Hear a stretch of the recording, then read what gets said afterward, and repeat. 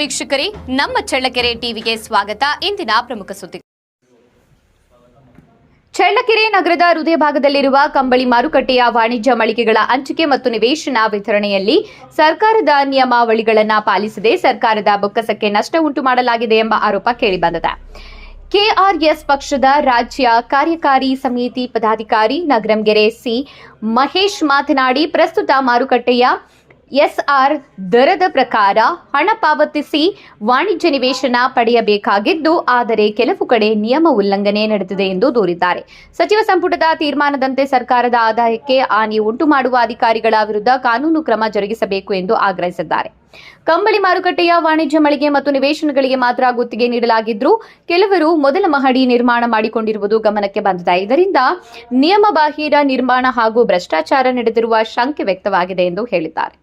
ಈ ಕುರಿತು ಸಮಗ್ರ ತನಿಖೆ ನಡೆಸಿ ತಪ್ಪಿತಸ್ಥರ ವಿರುದ್ಧ ಕ್ರಮ ಕೈಗೊಳ್ಳಬೇಕು ಎಂದು ಒತ್ತಾಯಿಸಿದ್ದಾರೆ. ಈ ಸಂದರ್ಭದಲ್ಲಿ ಮಾರುತಿ ಮಾತನಾಡಿದರು. ಕೃಷ್ಣಪ್ಪ, ಜಬೀವುಲ್ಲಾ, ಶ್ರೀನಿವಾಸ್, ವಿನಯ್ ಹಾಗೂ ಬಾಲರಾಜ್ ಉಪಸ್ಥಿತರಿದ್ದರು. ಕರ್ನಾಟಕ ಸಹಕಾರ ಖಾತೆಯೇತರ ಉಂಡೆ ಕೈಮಗ್ಗ ಮತ್ತು ನೇಕಾರ ಮಹಾಮಂಡಳಿ ನೇಮಕ ಇವರಿಗೆ ಈ ದರದಲ್ಲಿ ನೀಡುವಂತಹ ಪ್ರಸ್ತಾವನೆಯನ್ನು ಪರಿಗಣಿಸಲು ನಿಯಮಗಳಲ್ಲಿ ಅವಕಾಶ ಇರಲ್ಲ ಅಂತ ನೇರವಾಗಿ ಅದಾಗಿ ಈಗ ಏನಾಗಿದೆ,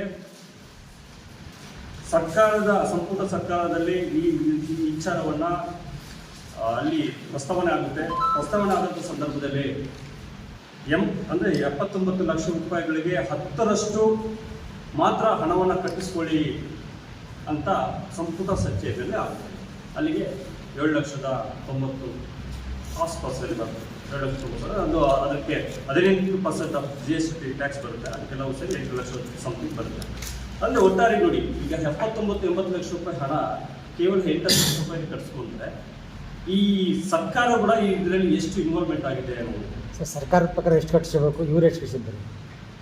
ಸರ್ಕಾರದಲ್ಲಿ ಸಂಪುಟ ಸಭೆಯಲ್ಲಿ ಚರ್ಚೆ ಮಾಡುವಾಗ ಸಂದರ್ಭದಲ್ಲಿ ಸರ್ಕಾರಕ್ಕೆ ಬರುವಂತಹ ಆದಾಯವನ್ನೇ ಕಡಿತಗೊಳಿಸಿರುವಂಥ ಇವು ಶಾಮೀಲಾಗಿರುವಂತಹ ಶಾಸಕರು ಸಂಪುಟ ಸಭೆಯಲ್ಲಿ ಇವರು ಚರ್ಚೆ ಮಾಡಿ ಸರ್ಕಾರಕ್ಕೆ ಬೊಕ್ಕಸಕ್ಕೆ ನಷ್ಟ ಮಾಡಿದ್ದಾರೆ. ಅದರಂತೆ ಏನಾಗಿದೆ, ಅಗ್ರಿಮೆಂಟ್ ಅನ್ನು ಆಗುತ್ತೆ. ಏನಂತ ಅಗ್ರಿಮೆಂಟ್ ಆಗುತ್ತೆ, ಇದು ಹೇಗೆ ಸರ್ಕಾರದ ನಡವಳಿಕೆ ಪ್ರಕಾರದ ಆದೇಶಿಸಿದಂತೆ 10% ಇದು ಹಣವನ್ನು ತೆಗೆದುಕೊಂಡು ಗುತ್ತಿಗೆಯ 30 ವರ್ಷಗಳ ಅವಧಿಗೆ ಗುತ್ತಿಗೆಯನ್ನು ಮಾಡಿಕೊಡಿ ಅಂತ ಆಗುತ್ತೆ. ಆದರೆ ಇಲ್ಲಿ ಸರ್ಕಾರಕ್ಕೆ 60ರಿಂದ 70 ಲಕ್ಷ ರೂಪಾಯಿ ನಷ್ಟ ಆಗುತ್ತೆ. ಯಾಕೆ ನಷ್ಟವನ್ನು ಮಾಡ್ತಿದ್ದಾರೆ? ಹಂಗಾರೆ ನಮ್ಮನ್ನ ಆಡಳಿತ ಮಾಡ್ತಕ್ಕಂಥ ಸರ್ಕಾರಗಳು ಬರುವಂಥ ಆದಾಯವನ್ನು ಯಾಕೆ ಇವರು ಗುತ್ತಿಗೆಗೊಳಿಸ್ತಾ ಇದ್ದಾರೆ? ಇವರು ಇಚ್ಛಾಶಕ್ತಿ ಏನು? ಇದು ಟೋಟಲಿ ಸರ್ಕಾರಗಳು ಸಹ ಈ ಭ್ರಷ್ಟಾಚಾರದಲ್ಲಿ ತೊಡಗಿರುವಂಥ ನೇರಡಿಯಾಗುತ್ತೆ. ಇದಕ್ಕೆ ಪೂರ್ವಕವಾಗಿ ಇದಾದ ನಂತರ ನಗರಸಭೆ ಈಗ ನೂತನ ಆಯುಕ್ತರಾದಂತಹ ಶ್ರೀಮತಿ ಡಾಕ್ಟರ್ ನಾಗವೇಣಿ ಅವರು ಬಂದಿದ್ದಾರೆ. ಅವರ ಒಂದು ಅಂದರೆ ಅವ್ರು ಬಂದಂಥ ಅವಧಿಯಲ್ಲೇ ಆಗಿರ್ಬೋದು.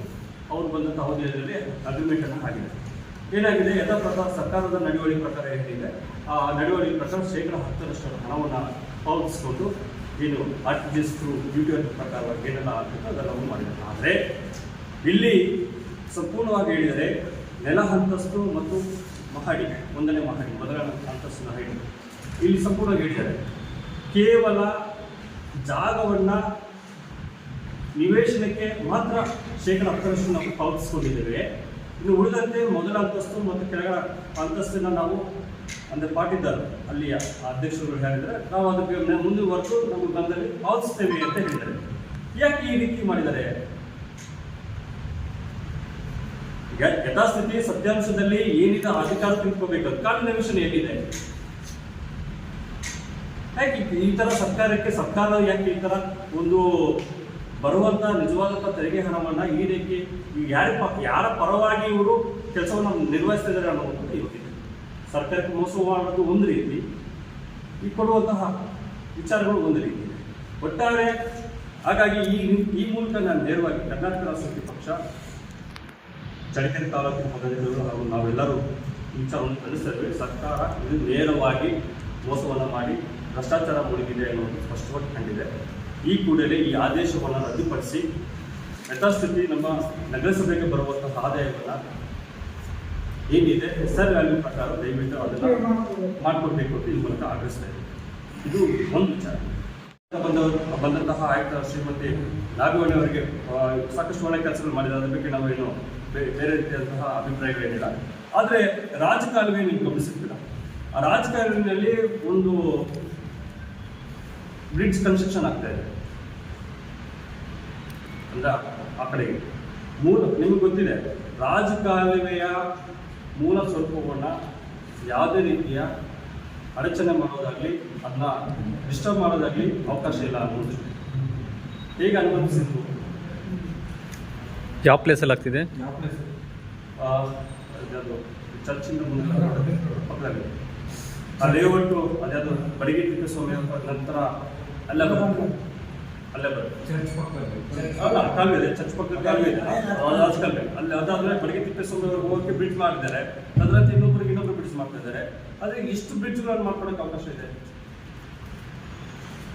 ರಾಜಕಾಲುವೆ ಅವರು ನಾಮ್ಸ್ ಏನ್ ಹೇಳ್ತಾ ಇದ್ದಾರೆ, ರಾಜಕಾಲುವೆಗೆ ಯಾವುದೇ ರೀತಿಯಾದ ಅಬ್ಸ್ಟ್ರಕ್ಷನ್ ಇರಬಾರ್ದು, ನೀರು ಮುಂದೆ ಸರಾಗಿ ಹೋಗುವಂತ ನಿರ್ಣಯ, ಇವೆಲ್ಲ ವೈಲೇಷನ್ಸ್ ಅನ್ನ ಮಾಡ್ತಾ ಇದಾರಲ್ಲ, ಹಾಗಾದ್ರೆ ಯಾಕೆ ಇವ್ರಿಗೆ ಗಮನಕ್ಕೆ ಬರ್ತಾ ಇಲ್ಲ ಒಂದು ವಿಚಾರ. ಅದಾದ ನಂತರ ಏನಾಗುತ್ತೆ, ಈ ರಾಜಕಾರಣ ಈಗ ಹಿಂದೆ ಇರ್ತಕ್ಕಂಥ ಹೋರಾಡಿದ್ರು, ಈಗಿರ್ತಕ್ಕಂಥ ಹೋರಾಡಿದ್ರು ಮತ್ತು ಜಿಲ್ಲಾಧಿಕಾರಿಗಳು ಈಗಿರುವಂಥವ್ರು ಮತ್ತು ಹಿಂದೆ ಇದ್ದವರು 2021ರಲ್ಲಿ ನಗರಕೆರೆ ಕೆರೆಗೆ ಸಾಕಷ್ಟು ನೀರು ಕೊಳಚೆ ನೀರು ತುಂಬಿರುವಂತಹ ಪ್ರದೇಶಕ್ಕೆ ಭೇಟಿ ಕೊಟ್ಟಂತ ಸಂದರ್ಭದಲ್ಲಿ ಇದನ್ನು ನ್ಯಾಯಾಧೀಶರು ಮತ್ತು ಇವರು ಭೇಟಿ ಕೊಟ್ಟ ಸಂದರ್ಭದಲ್ಲಿ ಅವರು ಹೇಳಿದ್ದಾರೆ, ನಗರಸಭೆಗೆ ತಾಕೀತಾಗಿದೆ, ಈ ರಾಜಕಾರಣ ಮುಖಾಂತರ ಹೋಗುವಂತಹ ಈ ಕಲುಷಿತ ನೀರನ್ನ ಅಥವಾ ಚರಂಡಿ ನೀರನ್ನ ಯಾವುದೇ ಕಾರಣಕ್ಕೂ ಬಿಡಬಾರ್ದು, ಅದು ಡೈವರ್ಷನ್ ಮಾಡಬೇಕು, ಇಲ್ಲ ಶುದ್ಧೀಕರಿಸಬೇಕು. ಇಲ್ಲಿಂದ ಇಲ್ಲಿಯವರೆಗೂ ನಮ್ಮ ಎನ್ವೈರನ್ಮೆಂಟಲ್ ಡಿಪಾರ್ಟ್ಮೆಂಟ್ ಆಗಿರಲಿ ಅಥವಾ ನಮ್ಮ ಎನ್ವೈರನ್ಮೆಂಟಲ್ ಇಂಜಿನಿಯರ್ಸ್ ಆಗಿರಲಿ ಅಥವಾ ನಮ್ಮ ಪೌರಾಡಳಿತ ಅಧಿಕಾರಿಗಳಾಗಿರಲಿ ಅಥವಾ ಜಿಲ್ಲಾಧಿಕಾರಿಗಳು ಯಾಕೆ ಈ ಬಗ್ಗೆ ಗಮನ ಹರಿಸ್ತಾರೆ. ಈಗ ಬೇಸಿಗೆ ಮುಗಿದು ಈಗ ಮಳೆ ಶುರುವಾಗುತ್ತೆ. ಮಳೆ ಶುರುವಾದಂತ ಮತ್ತೆ ಪುನಃ ಏನು ಹೇಳ್ತಾರೆ, ರೂಢಿಗತವಾಗಿ ಮಳೆ ಕಾರ್ಯ ಶುರುವಾಗಿರೋದ್ರಿಂದ ನಾವು ಯಾವುದೇ ಕಾರ್ಯಕ್ರಮಗಳು ಮಾಡೋಕ್ಕಾಗಲ್ಲ. ಯಾಕೆ ಇಷ್ಟು ಆಲೋಚನೆಗಳು ಬರ್ತಾ ಇಲ್ಲ, ಇದು ಯಾಕೆ ಮುಂದೂಡಿಕೊಂಡು ಹೋಗುವಂಥ ಪ್ರಮೇಯಗಳು ಯಾಕಿದೆ. ಈ ಬಗ್ಗೆ ಕರ್ನಾಟಕ ರಾಷ್ಟ್ರ ಸಮಿತಿ ಪಕ್ಷವು ಸಹ ಜಿಲ್ಲಾಧಿಕಾರಿಗಳು ದಿವ್ಯಪ್ರಭು ಅವರು ಶ್ರೀಮತಿ ದಿವ್ಯಪ್ರಭು ಇದ್ದ ಸಂದರ್ಭದಲ್ಲೂ ಸಹ ನಾವು ಮನವಿ ಸಲ್ಲಿಸಿದ್ವಿ. ಅದಾಗಿ ಇವತ್ತು ಫಾಲೋಅಪ್ ಮಾಡಿ 18 ಕೋಟಿಗಳಷ್ಟು ಈಗ ನಗರಸಭೆಯಿಂದ ಮತ್ತು KADC ಇಂದ ಅಡ್ಮಿನಿಸ್ಟ್ರೇಟಿವ್ ಅದಾದರೂ ಇದುವರೆಗೂ DC ಅವರು ಕಳೆದ ಬಾರಿ ಜಗಾರೆಡ್ಡಿ ಅವರು ಇದ್ದಂಥ ಸಂದರ್ಭದಲ್ಲಿ ಹೋದ ವರ್ಷದಲ್ಲಿ ನಾನು ಮುಗಿಸ್ಕೊಡ್ತೀನಿ ಅಂತ ಹೇಳಿದ್ರು, ಇದುವರೆಗೂ ಮುಗಿಸ್ತೀನಿ. ಇದು ಮುಗಿತಾ ಇದೇನಾಗ್ತದೆ, ಹೀಗೆ ದಿನಗಳು ಕಳೀತದೆ, ತಿಂಗಳು ಕಳೀತದೆ, ಮಳೆಗಳು ಪ್ರಾರಂಭ ಆಗೋದು ಆಗ್ತಾ ಇದೆ. ಹಾಗಾದರೆ ನಮ್ಮ ಕೆರೆ ನಮ್ಮ ಸಂರಕ್ಷಣೆ ಅಥವಾ ನಮ್ಮ ವ್ಯಾಪ್ತಿಗೆ ಬರೋದು ಯಾಕೆ ಇವರು ಬರ್ತಾರೆ. ಒಟ್ಟಾರೆ ನಾನು ಹೇಳಬೇಕು ಅಂತಂದ್ರೆ, ನಗರಸಭೆ ವ್ಯಾಪ್ತಿಯಲ್ಲಿ ಒಂದು ಭಾಗ ಆ ಥರ ಆದರೆ ಕೆರೆಗಳು ಉಳಿಸುವಂಥದ್ದು, ಚರಂಡಿಗಳನ್ನ ಕ್ಲೀನ್ ಮಾಡೋದು, ಇನ್ನೂ ಒಂದು ಭಾಗದಲ್ಲಿ ಆಗುತ್ತೆ ನಮ್ಮ ನಗರ ಪ್ರದೇಶದಲ್ಲಿ ಚರಂಡಿಗಳ ಸ್ವಚ್ಛತೆ ಇಲ್ಲ. ಯಾವಾಗ ಕೆಲವರು ನಾವು ಫೋಟೋಸನ್ನು ಹಾಕಿ ಅಧಿಕಾರಿಗಳು ತಂದು ವಿಡಿಯೋಗಳನ್ನು ತೋರಿಸಿ ಅಥವಾ ಮಾಧ್ಯಮದವರು ಎಲ್ಲರೂ ಅವರು ಗಮನಿಸಿದ ಸಂದರ್ಭದಲ್ಲಿ ತೋರಿಸಿದಾಗ ಮಾತ್ರ ಆ ಭಾಗದಲ್ಲಿ ಮಾತ್ರ ಸರಿಪಡ್ತಾರೆ. ಯಾಕೆ ರುಟೀನ್ ಆಫ್ ವರ್ಕಲ್ಲಿ ಇವರು ನಗರಸಭೆಯವರು ಮಾಡ್ತಾ ಇಲ್ಲ. ಏನಿದು ಕೈಮಗ್ಗದ ಒಂದು ಅವೈಜ್ಞಾನಿಕ ಟೆಂಡರ್ ಕರೆದಿರೋದು, ಅದು ಬಿಸ್ನೆಸ್ ಅಂತಿರೋದು ಏನಾಯ್ತು ಅದು ಒಂದು, ಮತ್ತೆ ಇದಕ್ಕೆ ಸಂಬಂಧಪಟ್ಟ ಜಿಲ್ಲಾಧಿಕಾರಿಗಳು ಇರ್ಬೋದು, ನಗರಸಭೆ ವ್ಯಾಪ್ತಿಗೆ ಬರುತ್ತೋ ನಗರಸಭೆ ವ್ಯಾಪ್ತಿಯವರು ಇರ್ಬೋದು, ಪೌರಾಯುಕ್ತರು ಇರ್ಬೋದು,